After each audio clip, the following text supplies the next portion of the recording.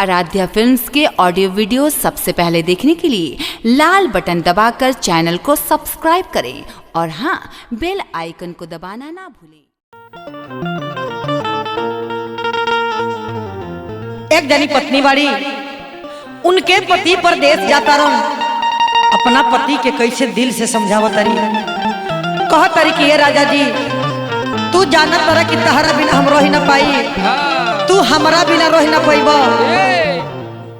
एगो बात हम कहते तो ध्यान से सुन ले। तू तो जाता रो कलकत्ता,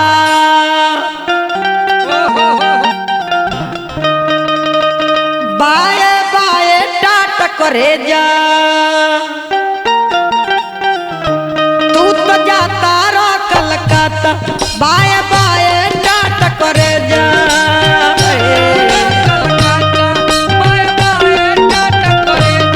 तू तो जाता रो कलकत्ता, टाट बाए बाए करे जा। हमरा बतिया के हो, हमरा बतिया के याद रखी हो, हमर राजा जी फोन करी हो, हमर राजा जी फोन करी हो।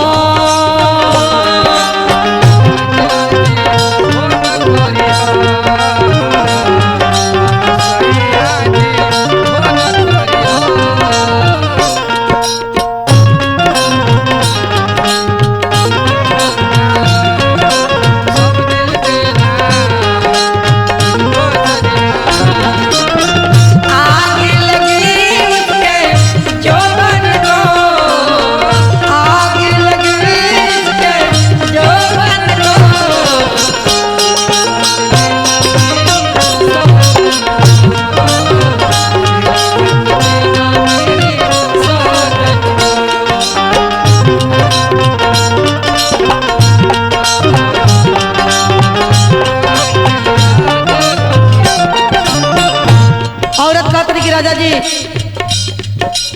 युग जमाना खराब हो गई बा, हमार बात जौन कहते तो ध्यान से सुनी। जानो तारो तहरा बिन हम रही नहीं पाई,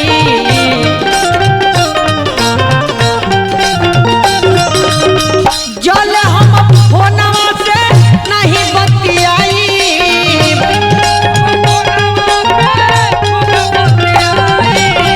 जल हम फोनवा से नहीं बतियाई,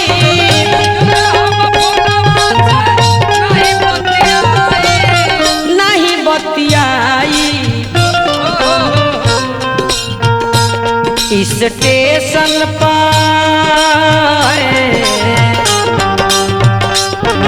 स्टेशन पर रेलगाड़ी भरिया, हमर राजा जी फोन करी हो,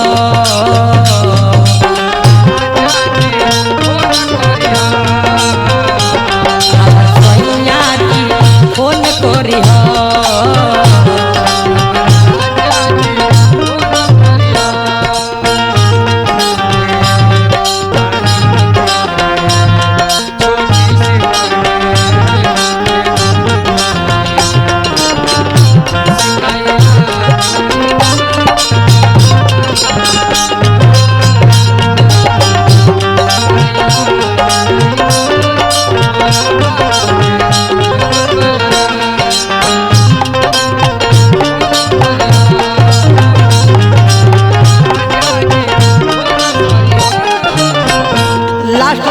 जी जमाना बड़ी खराब है, बात ध्यान में रखिया। सब दिन के राजा होला, जाल जम जाल हो,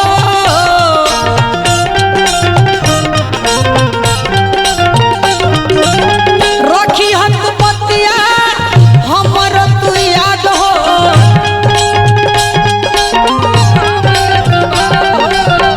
हे राजा जी सब दिन के जाल होला, बड़ी जम जाल हो, हमरो जे बतिया रखी हो तू याद हो।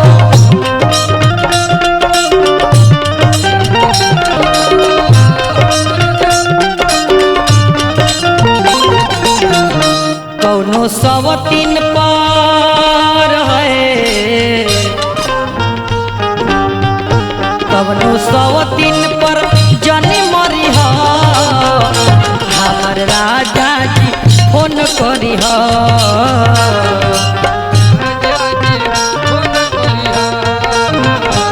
हमर सैया जी फोन करी हो, हमर राजा जी फोन करी हो, हमर राजा जी फोन करी हो, हमर सैया जी फोन करी हो, हमर राजा जी फोन करी हो, हमर राजा जी फोन करी हो। अच्छा ये सब गाना सुनब सब है आ कैसन ही गाना लागी ओ माध्यम से हमके थोड़ा प्यार दुलार दे आ फिर पसंद आई तो आगे हम आप सबके फिर अगला एपिसोड में मिलब। हर हर महादेव, जय माता दी।